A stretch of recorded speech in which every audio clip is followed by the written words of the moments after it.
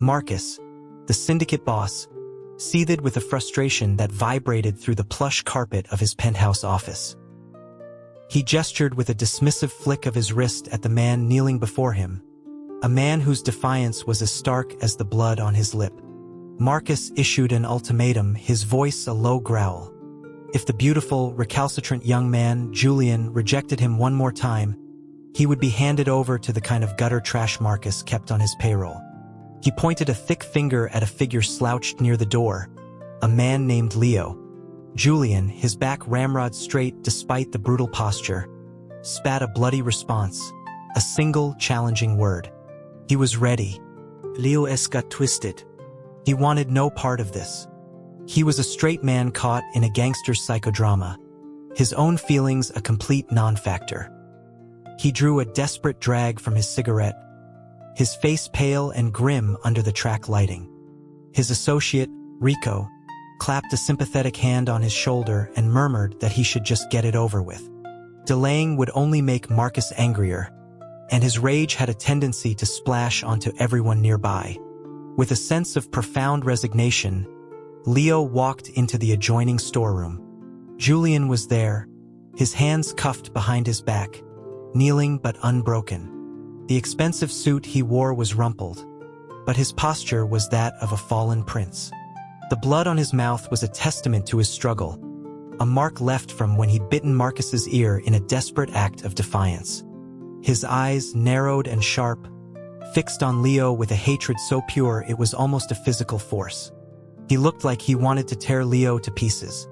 Leo shut the heavy door, the solid thud cutting off the noise from the outer office. He locked it. For a moment, he clung to a sliver of hope, taking another good look at the man. Julian was tall, with the lean build of an athlete, broad shoulders, narrow waist, long legs. His face was beautiful, yes, but the features were strong, masculine. There was nothing soft about him. Leo's spirits sank even lower. His fingers itched for another cigarette. He shook one from the pack and stuck it between his lips, then walked forward. Julian tilted his head back, his expression a mask of contempt. He told Leo, his voice raspy, to just get on with it if he was going to do it. The callous dismissal pricked at something in Leo. He slapped Julian, not hard, but enough to make a point. He told him to clean up his mouth. Taking a long pull from his cigarette, Leo let out a world-weary sigh and asked if Julian knew how to make noise. The question was met with a confused silence. Leo decided it didn't matter. He closed his eyes, forcing his mind to recall the lurid, hastily watched videos he'd been shown for this kind of scenario. He began to mimic the sounds, his own voice sounding alien and embarrassing in the confined space. It was the first time he'd ever done something like this, and to do it in front of a strange man under duress was a unique form of hell. Suddenly, Julian went completely still. The only sound in the room was Leo's feigned, breathy moans, mingling with the tendrils of smoke curling toward the ceiling. It was, without a doubt, the most mortifying 3 minutes of his life as a thug. He couldn't stand it anymore, preferring the reputation of a quick finisher to another second of this farce.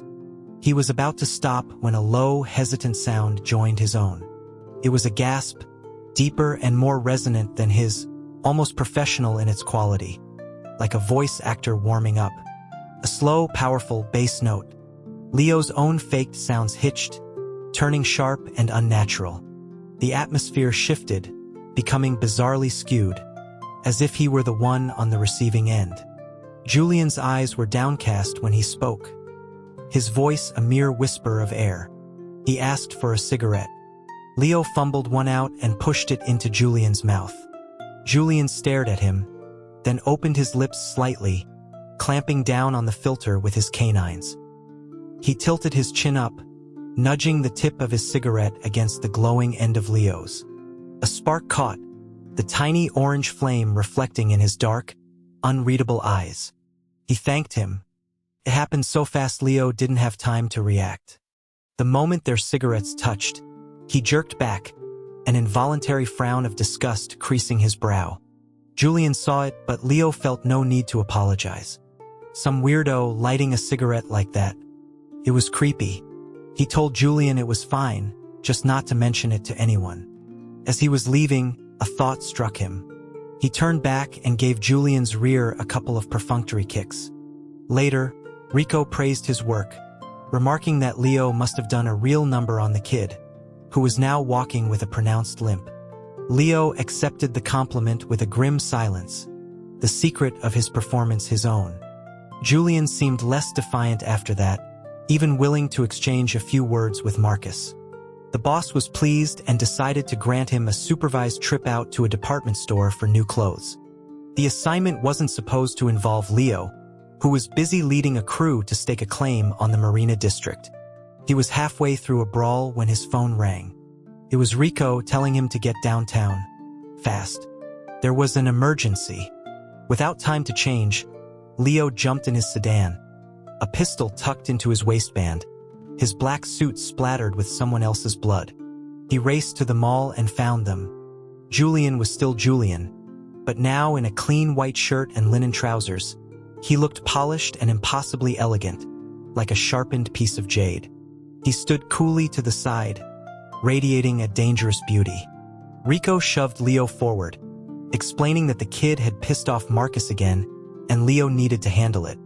He was the expert now, after all. Leo despaired, asking why it always had to be him. Rico reasoned that among their whole crew, Leo, with his worn leather jacket and scuffed boots, looked the most like a street thug. He fit the part. Nearby, Marcus's voice boomed. He was holding up a black mesh shirt, a garment that was more holes than fabric. He was giving Julian a final chance to put it on. Julian just laughed, a bitter, cutting sound. He sneered that Marcus only knew these cheap, humiliating tricks, and he'd die before he wore that thing. Before he could finish, he lunged, not at Marcus, but at Leo. He tackled him to the floor, straddling him and snatching the gun from his belt. He was trying to press the barrel to his own temple. Leo's blood ran cold. This had nothing to do with him. He grappled with Julian, wrapping his arms around him, pleading in a low voice for him not to be so stubborn. He promised if Julian just relented, he would give him his own jacket to cover up. Julian didn't answer, terrified that Marcus would order him to assault the man again, right here in public. Leo used every ounce of persuasive energy he had to coax him to his feet, talking to him as if he were a spooked horse. Finally, with a face like stone, Julian picked up the offensive shirt. As they left the store, Marcus glanced at Leo's suit jacket, now draped over Julian's shoulders, but said nothing. Working for Marcus, Leo had learned that sometimes all the man needed was a way to save face. Julian was young and didn't understand the game. Still, Leo had to admit the kid had guts. A man who refused to break. He felt a strange pang of sympathy. A guy like that, he thought, was probably just another poor straight guy caught in a nightmare. That night, Julian was brought to Leo's room again. The orders were explicit. Break him for the entire night. Marcus's logic was that the first session had been effective, but the results were wearing off. Leo was to discuss Julian so thoroughly that he would finally understand how good he had it with Marcus. Leo could have wept. Julian sat on the edge of his bed, still wrapped in Leo's jacket. Leo told him he'd need the jacket back. Julian stared at him, his expression heavy, and slowly shrugged it off. He was wearing nothing underneath. Leo quickly looked away, saying he would find him some pajamas and that Julian should get some sleep. Julian seemed surprised, but his face remained a mask of bitterness. He said it was fine, he accepted his fate. They could just do it.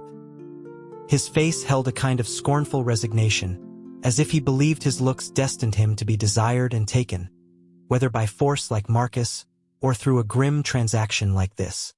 But Leo had no interest in the transaction. He stated flatly that it wasn't necessary.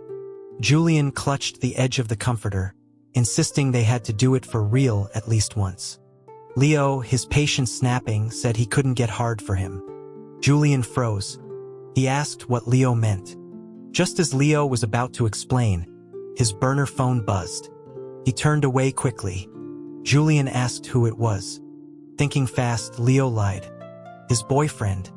From the corner of his eye, he saw Julian's expression falter, his brow furrowing for a split second. But Leo had other things to worry about. He stepped out onto the small balcony, closing the door to ensure privacy. He answered. The voice on the other end spoke in code. Mr. Henderson, the shipment has been received. When is the next delivery? Leo rapidly translated the code in his head. Captain Miller, the bust was a success. When is Marcus's next shipment? He replied in kind. When he hung up and went back inside, Julian was asleep. He must have been used to being pampered before his abduction, because he had sprawled out directly in the center of the bed. If Leo were to sleep there, he'd have to be pressed right up against him. He switched off the light, deciding against it. He propped himself half on the floor, half on the worn-out sofa, and drifted into an uneasy sleep. In a haze, he felt himself being lifted and thrown onto the bed. A hot chest pressed against his back, and a voice, rough with a torment that had clearly been brewing all night, finally broke the silence. It was a man's voice asking if that had been his boyfriend on the phone, remarking on how much they talked. It was Julian, his fingers digging into Leo's neck like claws. His cheekbones were flushed with a feverish anger, his hands trembling. He sounded fragile, accusing Leo of being disgusted by him, of refusing to share a bed because Julian was tainted. He demanded to know what right a common thug had to judge him. He'd never been rejected in his life. Julian wouldn't let it go, his eyes locked on Leo's in the dark, their foreheads nearly touching. Leo was about to curse him out when he paused. He could feel Julian's frantic, ragged breathing, the wild hammering of his heart. The man was trembling like a leaf in a storm. He was having a panic attack. Leo had seen similar reactions in trauma victims. Though he didn't fully grasp the trigger, his training took over. He instinctively began to pat Julian's shoulder, his voice low and calming. He denied being disgusted. In the heat of the moment, he fell back on his earlier lie, expanding on it. He explained that he just didn't want to cheat on his boyfriend. Julian's breathing stopped for a beat. His face went rigid, a storm of complex emotions flashing in his eyes. Leo pressed on, the lie flowing more easily now that it had begun. He asked Julian to keep his relationship a secret. He explained that, in his line of work, having a loved one was a liability, a target for his enemies. He spun a tale of saving up money for a few more years, planning to quit the life and settle down with him. Finally, Julian released his grip. He sat silently on the edge of the bed, his face cloaked in shadow. A subtle, poisonous jealousy began to take root, a feeling for which he had no name and no right to express. He looked at Leo, his voice a low murmur, commenting on how well Leo protected the people he cared about. Leo nodded, feeling claustrophobic. He pushed Julian away and stood up. Julian, offering no resistance, fell back onto the pillows like a beautiful corpse, his eyes still fixed on Leo. The moonlight caught the sharp line of his brow, revealing the red-rimmed exhaustion in his eyes. He looked magnificent and tragic, a mixture of defiance and humiliated shame. Leo turned away, knowing he wouldn't be able to sleep again. He left the room. Downstairs, Rico was standing watch. He glanced at Leo as he came down. Leo squatted on the steps, lighting another cigarette. Rico, sensing his mood, squatted beside him. He told Leo to hang in there, that he just had to close his eyes and get through it. He remarked that Marcus was civilized compared to guys like Big Tony D'Amico, who was a real animal.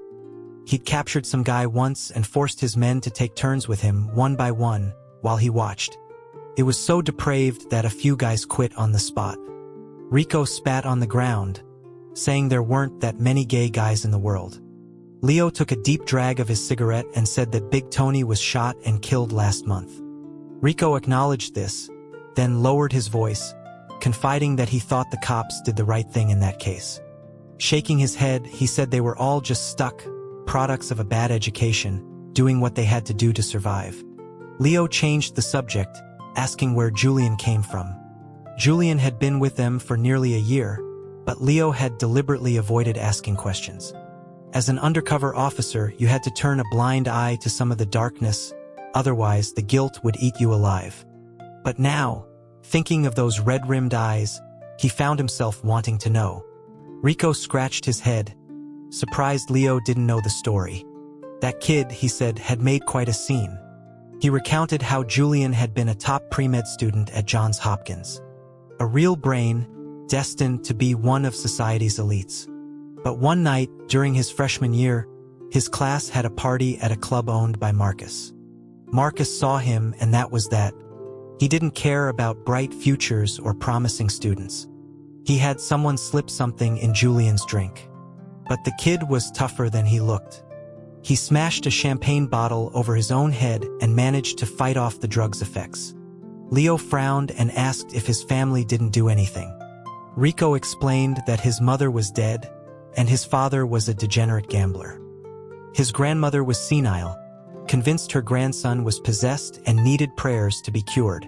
Marcus tossed them some cash and they shut up. The father, Rico added with disgust, had even started actively helping Marcus keep his son hidden once he realized he could make money off it. Leo lit another cigarette. Rico Said. It had been almost a year, and Julian still fought back every time Marcus touched him. Slashing his wrists, jumping from balconies, running into walls. If he couldn't find a weapon, he'd attack Marcus himself. It was a mess. Rico said Marcus hadn't wanted to give up, because above all else, there was his face. That face was a work of art, and nobody wanted to see it ruined. So, with no other options, Marcus had resorted to having his men try to break him. Rico's voice became cold and flat. The idea was that once he was ruined, he'd stop fighting. He'd become an empty shell, begging for the very thing he once resisted. Leo struggled to keep his expression neutral, but a chill ran down his spine. Rico, sensing the shift in mood, tried to lighten it with a joke. He told Leo he'd gotten lucky, that by helping Marcus out, he'd probably earned himself a permanent position by the boss's side. No more running around doing dirty work. Leo's heart skipped a beat. That was the last thing he wanted. If he was stuck at the penthouse, he'd never find out about Marcus's next big shipment. He had to find a way to get himself demoted again. When he returned to his room at dawn, Julian was sitting ramrod straight on the bed, still unclothed. He glanced at Leo, his voice flat, stating that since Leo had taken his jacket back, he had nothing to wear. Leo just grunted. Perhaps hearing his story had softened him, because he found himself feeling more patient. He rummaged through his closet and found a shirt. Julian's shoulders were broader than his, straining the seams. Leo frowned, saying he had a bigger one somewhere. Julian's next question was startling. He asked if it belonged to his husband. The word made Leo's skin crawl. What a way to talk. But he noticed Julian's expression seemed to lighten fractionally. When Leo brought Julian back to Marcus, he tried to offer some advice. He told Julian not to be so confrontational, that it only made things harder for him. He suggested that if he just softened his attitude a little, he'd suffer less. He hesitated, then said that if he were in Julian's shoes, facing someone like Marcus, he'd probably swallow his pride and do what was necessary to survive. After all, nothing mattered more than staying alive. But Julian cut him off with a quiet, firm statement. It wasn't possible. Leo tried again, saying he and Marcus were no different, that Julian should just endure it a little longer, that soon he would get him out. Julian interrupted again, his eyes flicking toward Leo. He said there was a difference. Leo was honest. It sounded more like an insult than a compliment, but Leo gave up trying to persuade him. Marcus was waiting, sipping tea. He asked coolly if Julian was ready to behave. Julian stared at him with cold fury. Leo tugged his sleeve. Julian pressed his lips together and gave a barely perceptible nod. But the small gesture hadn't escaped Marcus's notice. He called Leo over. As Leo approached, Marcus slapped him across the face. Not too hard, but with intent. He asked Leo how Julian tasted. Leo immediately dropped to his knees. assuring Marcus that he had no ulterior motives, that he would do whatever Marcus asked. After a few more Marcus seemed satisfied. He turned his attention back to Julian, ordering him to come over and kiss him. Julian's hands clenched into fists, but he didn't move. Leo shot him a desperate look, silently begging him not to start trouble.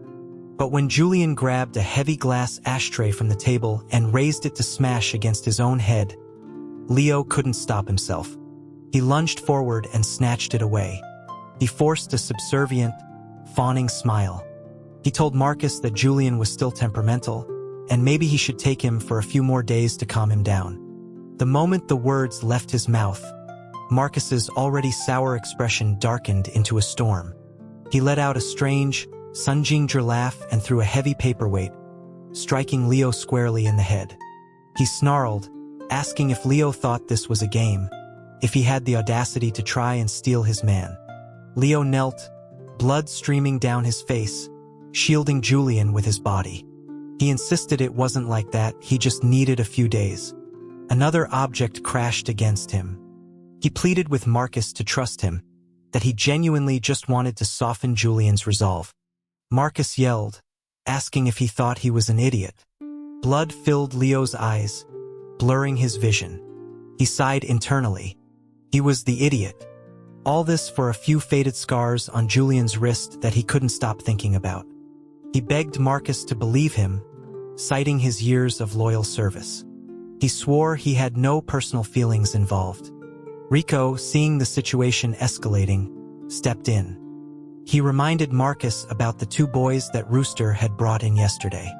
Since Marcus would be busy with fresh entertainment for a few days, why not let Leo try his method?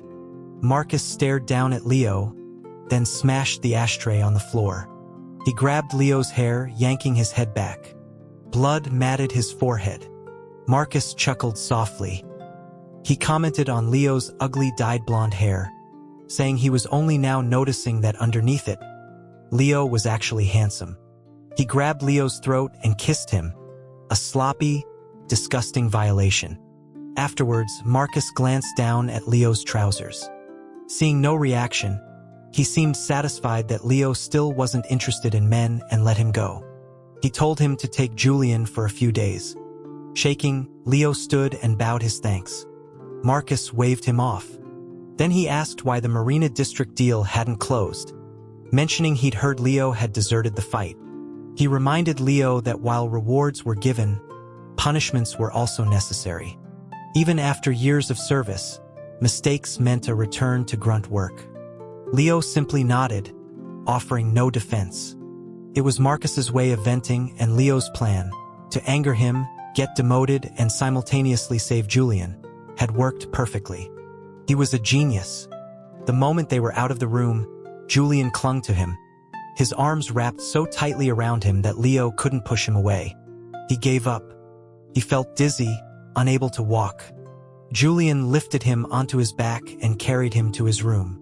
Leo's blood stained Julian's clean shirt, leaving them both looking equally battered and wretched. The other men, worried that Julian might try to kill the man who had violated him, took turns peeking into the room. When Leo woke up, one of them told him he'd heard Julian crying inside. He said the kid had never cried before, not even when he heard his own father had sold him. It was strange. He told Leo he was finished. Leo was confused. It was just crying. Friends cry for each other. He'd be touched if a friend cried for him. How was he finished? The man looked at him, then explained slowly, as if to a child. He meant that Marcus had ordered Leo to dye his precious blonde hair back to its natural black. Leo wasn't particularly attached to the blonde. It was just part of the cover, a way to look more like a punk. After dyeing his hair and eyebrows back to black, he looked at himself in the mirror and felt a strange sense of unfamiliarity. The dark hair and eyes brought out the disciplined structure of his face, the good bones that had been hidden beneath the thuggish persona. He looked sharper, more composed. A quiet voice from behind him said he looked good. It was Julian, leaning against the doorframe, arms crossed. Leo quickly looked away. He was a straight man. He didn't do intense, lingering eye contact. The grunt work he'd been demoted to, as expected, involved the shipments. He drove a few small-time deliveries, careful not to attract suspicion, waiting for Marcus to get complacent so they could hook the big one. During this time, Julian sometimes came with him, and sometimes stayed in the apartment. Leo had set up a computer for him to pass the time. Away from Marcus, his room had become a kind of sanctuary for Julian. The wary, brittle tension in him began to ease, and he finally gained a few pounds, his face filling out from the sharp, angular look he'd had when they first met. His habits, however, were less healthy. He had a tendency to pile Leo's clothes on the bed and sleep under them whenever Leo was out. When questioned, he'd look up with sleepy, innocent eyes and claim he was cold. This was a city surrounded by warm ocean waters, just entering autumn. It was never that cold. But Leo would just grumble and buy him another blanket. One afternoon, as Leo was refolding the clothes and putting them back in the closet, Julian lay on the bed, watching him. He made idle conversation, asking why Leo dressed so conservatively, and if his boyfriend liked it. He wondered why they didn't wear matching outfits. He asked what Leo's real name was. Leo paused his folding. He hesitated for a moment, then said quietly, "David. David. David. David." Julian stared at the ceiling, repeating the name over and over. Then, for some reason, it morphed into Dave. Dave. Dave. Dave. He looked over at Leo, his expression turning serious. He asked if Dave thought he was a dark person. His eyes, fixed on Leo, no longer held the clarity they should have for someone his age. Leo didn't lie. He just offered a bit of comfort, telling him not to overthink it. After everything he'd been through, it was natural to be more mature. Julian pressed on. He knew Leo had a boyfriend, yet he was still clinging to him. He asked if Leo truly didn't think he had any dark intentions, if he didn't think his boyfriend would mind. This was uncharted territory for Leo. He'd never been in a real relationship. He figured if his future partner were in a situation where they had to protect a vulnerable kid as part of their job, he wouldn't have a problem with it. As for Julian's behavior, he chalked it up to a classic case of transference. Gratitude mistaken for affection. Once Julian was rescued and saw more of the world, he'd be fine. So Leo shook his head and said his boyfriend wouldn't mind. They hadn't done anything wrong. Julian stared at him for a long time, as if wanting to say more but holding back. Finally, he spoke, his voice low. He needed to make it clear. He had never let Marcus touch him. He was clean. He pleaded with Leo not to be disgusted with him anymore. Leo didn't understand what that had to do with anything, but before he could respond, Julian cut him off again. He told Dave not to hold a grudge against him. He said he'd had bad luck his whole life, and bad luck can make a person bitter and cause them to act in extreme ways. He begged for understanding. Leo, still confused by the sudden turn, gave a vague nod.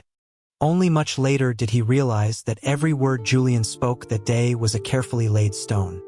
A foundation for a future he was already planning. A disclaimer for the man he knew he was becoming. As the final operation drew near, Leo grew busier. The rendezvous point for planning with his handlers was established, making phone calls less necessary. Julian noticed, asking one day why he never saw Leo on the phone with his boyfriend anymore. Before Leo could invent a reason, Julian asked with feigned nonchalance if they had broken up. Leo said no. Julian said, "Oh," and turned a page of the magazine he was reading with an unnecessarily loud rustle. It was strange, but Leo didn't have time to dwell on it. His phone vibrated. The coded message translated to Crystal Lake Motel, room 302. It was a routine meet. He left after a brief word, the other guys assuming he was off to see a prostitute. They made lewd jokes, and Leo felt the grime of his cover story staining his reputation even further. Inside the motel room, his handlers, Casey and Miller, were hunched over a laptop. They went over the final details of the delivery. Miller was confident that the sheer size of this shipment would be enough to put Marcus away for life. It was almost over. Leo nodded. Suddenly, there was a knock at the door. The three of them froze, exchanging silent, wary glances. Miller scrambled into the closet while Casey, with nowhere else to go, ducked behind the curtains. Leo peered through the peephole, then opened the door with a frown. It was Julian. Julian's face was flushed with a desperate, nervous energy, as if he'd just uncovered a monumental secret. He strode into the room and pointed coldly at the curtains, telling the person behind them not to hide. Leo tried to block him, asking what he was doing there. Julian accused him, saying he knew Leo hadn't been seeing prostitutes all this time.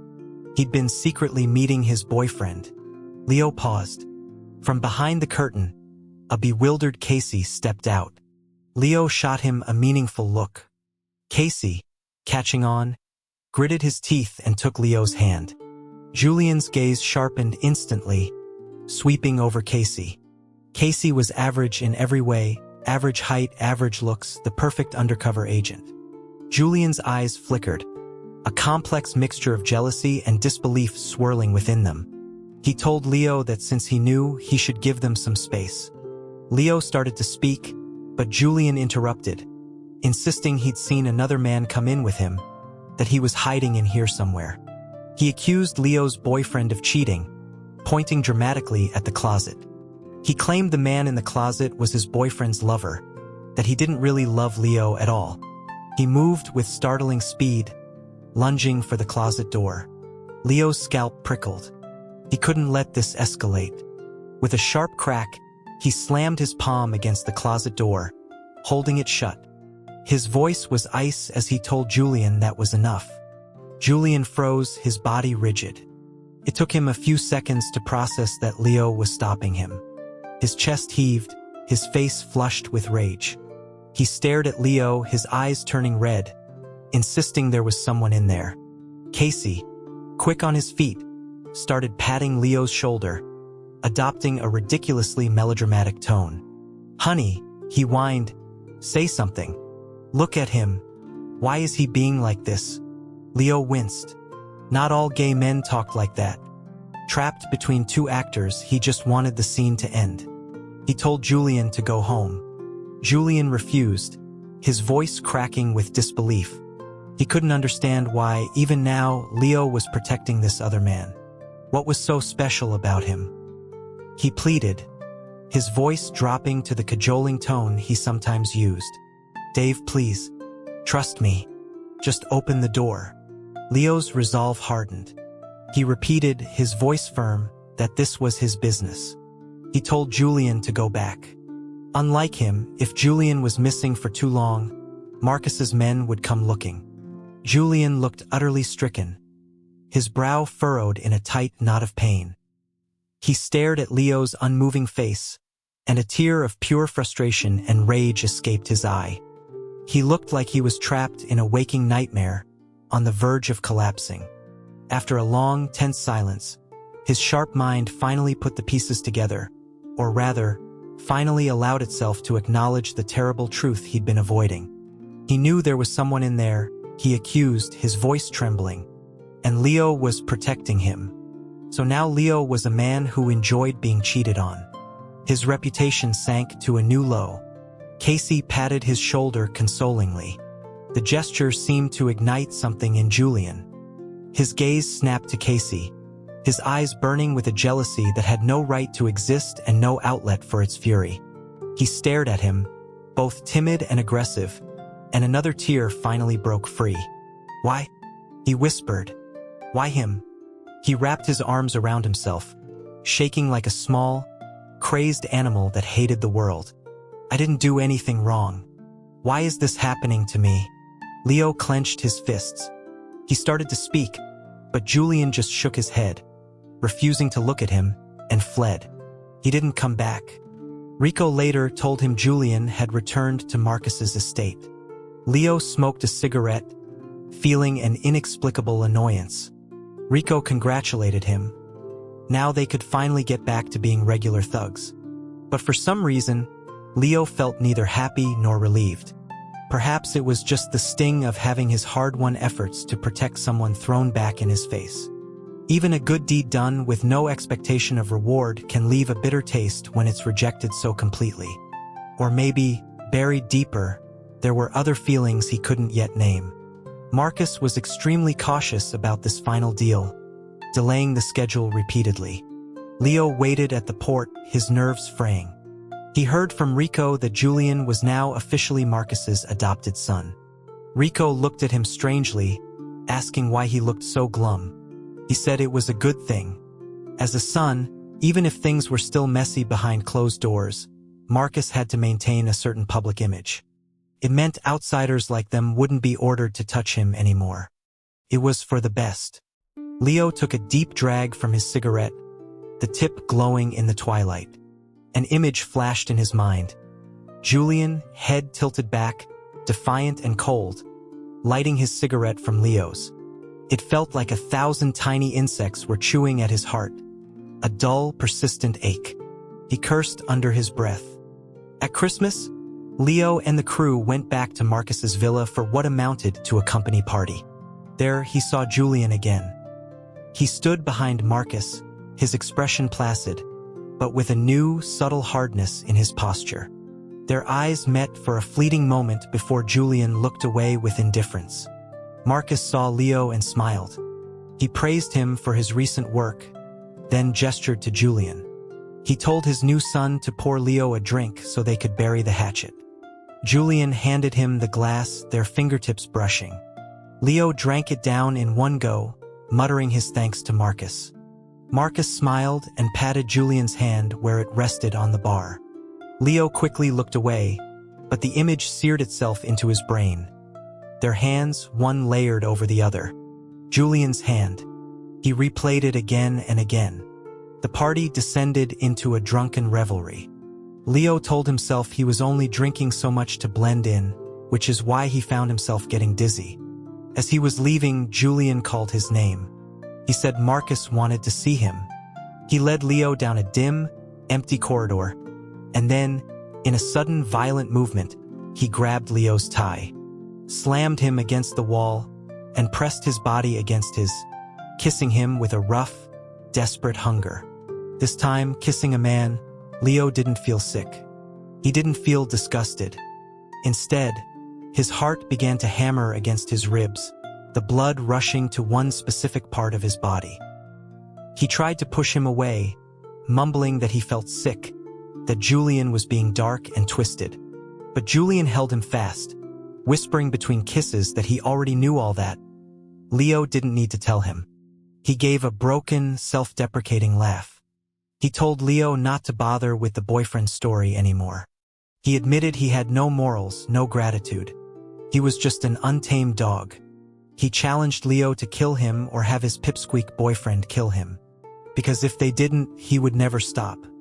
The strength finally returned to Leo's hands. He shoved Julian away forcefully. He hissed, asking what he was doing, reminding him they were in Marcus's house. That image of their overlapping hands flashed in his mind again. Julian wiped his mouth, his expression flat. He said it was fine. He watched Leo's face, then added quietly that he hadn't slept with him. Marcus had made him his protege only because he'd discovered Julian was more useful in other ways. He tapped his temple. Marcus was getting old and needed someone smart to run his affairs. The title was just a key to the computer systems, a way to give him official access. He told Leo not to read too much into it. After a beat, he grabbed the sleeve of Leo's shirt. "David," he said, "believe me." Leo murmured that he did, that he hadn't been overthinking it. It was Julian who was being so careful, so desperate to avoid any misunderstanding. A small smile touched Julian's lips. Leo finally found his voice and asked if Julian was unhappy, saying he could try to ask Marcus again. Julian shook his head. "It's not necessary, Dave." His expression became serious. "Just listen to me. The next delivery, don't go." He gripped Leo's shoulders, his gaze intense. "Don't go." Of course, he went. It was the final piece of the puzzle. He couldn't be a bystander. The drop point was changed several times before settling on a small, remote harbor. He drove the truck, his senses on high alert as he navigated the darkness. Rico, in the passenger seat, was oblivious, fiddling with the radio and smoking. His phone chimed. He glanced at the screen, and his face paled. A sense of dread washed over Leo.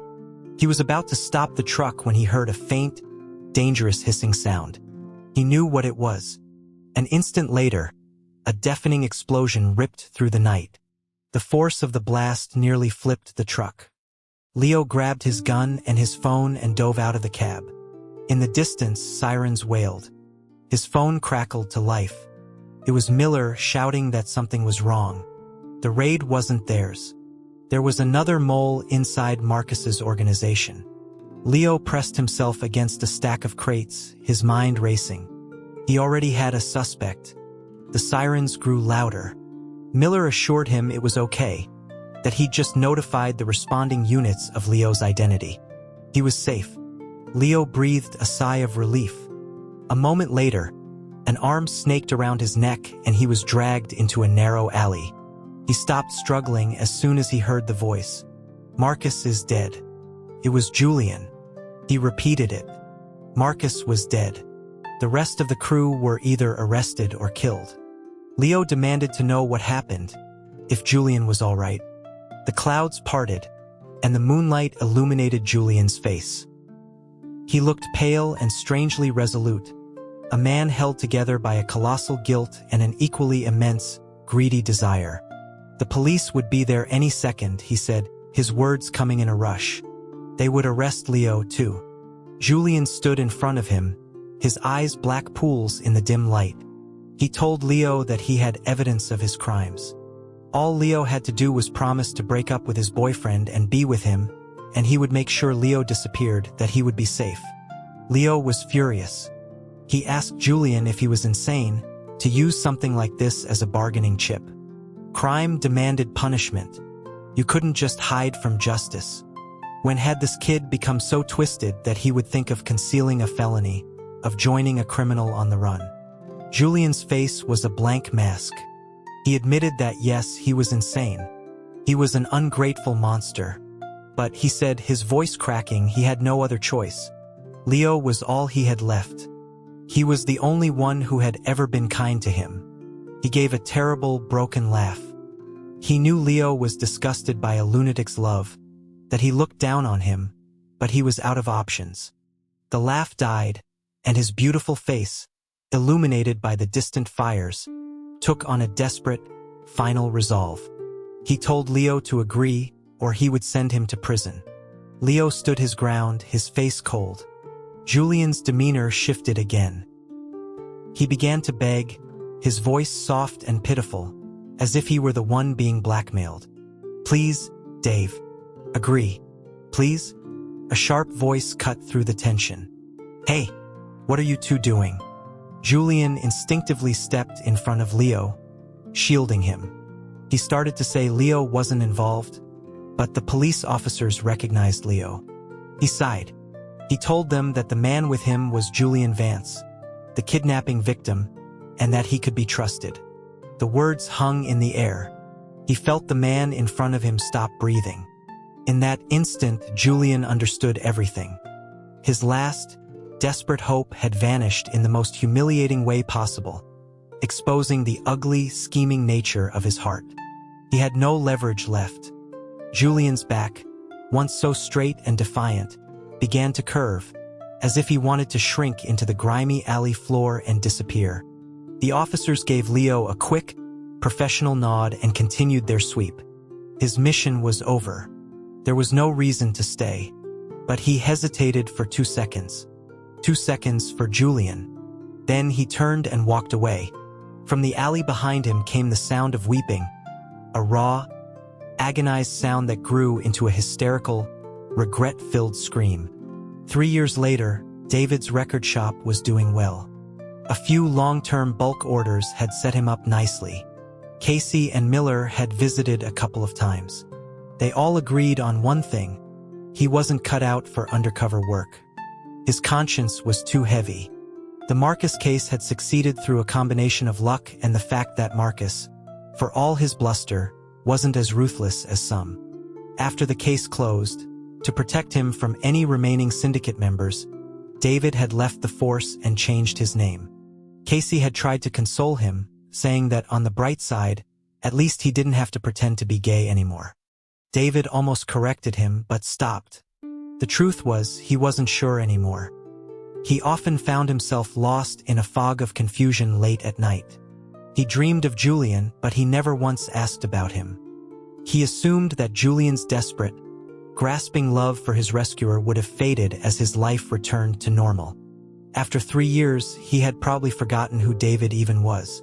One day, Casey showed up at the shop looking hesitant. He said there was something that might be a hassle, but David was the best person for the job. He asked if David remembered Julian Vance. He explained that the night they took down the organization, they had accidentally stumbled into an internal power struggle. It was a bloodbath. David knew it hadn't been an accident. He had figured out long ago that Julian had been pulling the strings. Casey continued. Julian had gone abroad after that and had only returned to the States last week. They suspected he knew the whereabouts of a few key members who had escaped the initial raid. David pointed out that a simple debriefing didn't seem to require his involvement. Casey shook his head. It wasn't that easy. He was surprised David didn't know. Julian was a big deal now. A major player at global finance summits, CEO of a massive corporation. He was Mr. Vance. They couldn't just haul him down to a police station for questioning. The optics would be terrible. David nodded slowly. Casey handed him an invitation to a charity gala. He wanted David to go, find an opportunity to talk to him. Seeing an old acquaintance always brings a strange mix of emotions. David stood in a corner of the ballroom, wearing a rented tux and sipping champagne, feeling a sense of surreal dislocation. Suddenly, the chatter in the room quieted. All eyes turned toward the entrance. A man walked in and was immediately swarmed by guests. From his corner, David watched him. It was Julian, but not the Julian he knew. The old Julian, though mature and somber, had still possessed a youthful recklessness. The man before him was polished and urbane, his face a pleasant, impenetrable mask. It was hard to believe this suave, princely figure had the past he did, that he had once howled with grief in a dirty alley. David hesitated, unsure if he should bring up a past that was surely painful. But then Julian looked up, and his eyes cut through the crowd and found him. He excused himself and walked directly toward David. He smiled and held out his hand. Long time no see. He said it as if nothing had ever happened between them. David, stunned for a moment, shook his hand. Julian didn't let go. His smile remained, but his voice dropped. So your name is David Lee. The guest list had name tags. His eyes were deep, unreadable pools. You were always lying to me, Dave. David tried to pull his hand back, but Julian's grip was like iron. He leaned closer, his voice a low, insistent murmur. The boyfriend was fake, too. Everything was fake. David, conscious of the watching eyes, hissed his name. Julian's own eyes were turning red. Dave, what was real? Was any of it real? David looked down, his thoughts a chaotic mess. He answered quietly, the part where I cared about what happened to you. That was real. Julian fell silent. The hard, cold look on his face dissolved. He just stared at David, his eyes red and shining, and whispered, don't leave. Wait for me. Then he turned, the mask of the successful executive sliding back into place, and rejoined the party. An assistant led David out a side door, up an elevator, to the penthouse suite, to Julian's room. While he waited, he smoked one cigarette after another, trying to figure out how to start the conversation. He was still thinking when the assistant returned and informed him that Mr. Vance had already given all the relevant information to Captain Casey. He had apparently been tracking the fugitives for the last 2 years. There were no more loose ends. David nodded.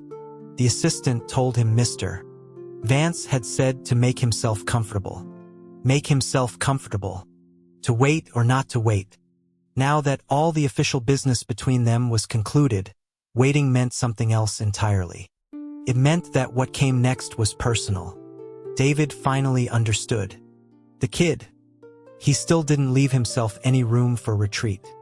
David took a deep breath, looked down at the floor, and spoke softly to the assistant. "I'll wait." This time, it only took a few minutes. Julian burst through the door. They stared at each other in silence. The rise and fall of Julian's chest grew more rapid. "Dave," he said, "are you sure about this?" David spoke first. He said that what Julian felt could just be a form of imprinting or simple gratitude. Julian shook his head. "It's been 3 years, Dave. I'm not that stupid." He sounded nervous, but also deeply sincere. "I really like you, the person you are." David told him he wasn't a cop anymore. That halo of justice was gone. "I know." He said he wasn't a thug anymore either. He couldn't fake that swagger. "I know that too. You were never very good at faking it, Dave."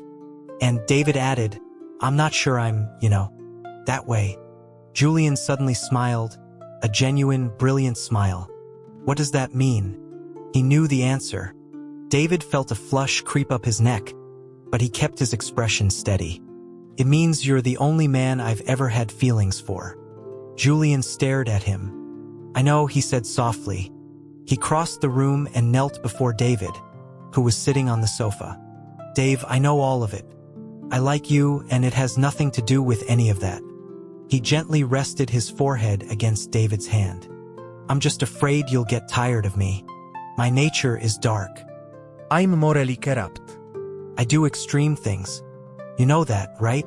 David sighed. "I know." He looked down at the man kneeling before him. "Then I guess I'll just have to keep a close eye on you. Make sure you don't do anything stupid." Julian looked up sharply, his eyes wide with a mixture of shock and joy. David nodded. "Julian, let's give this a try." Julian stared at him for a long moment, then braced his hands on the arms of the sofa and leaned in to kiss him. "'Kay," he whispered. 3 months into their relationship, Julian opened an art gallery next to the record store. David was surprised. He hadn't known Julian could paint.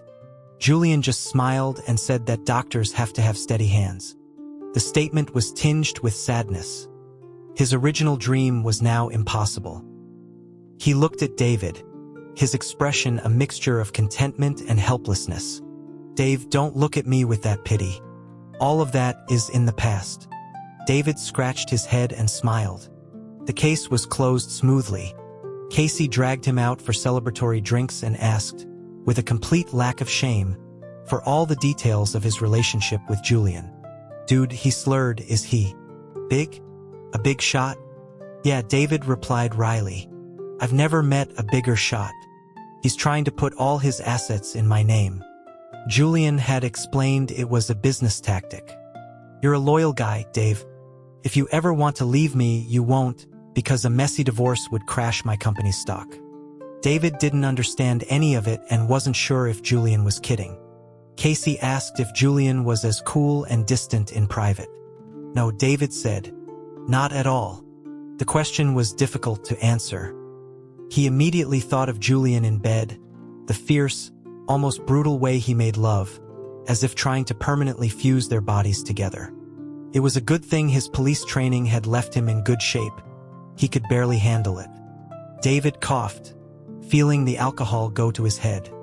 Through the restaurant window, he saw a car pull up. He recognized it. Julian was here to pick him up. Casey let out a low whistle. "Wow, he's really got it bad for you." David stood up and ruffled Casey's hair. "You talk too much. You just need to get a boyfriend." Casey, who seemed thoroughly drunk, just grinned and wished them happiness. David walked outside. Julian got out and opened the passenger door for him. "Dave," he said softly, "I was already starting to miss you." David sighed, then leaned in and kissed him, a familiar, gentle gesture. "Idiot," he said.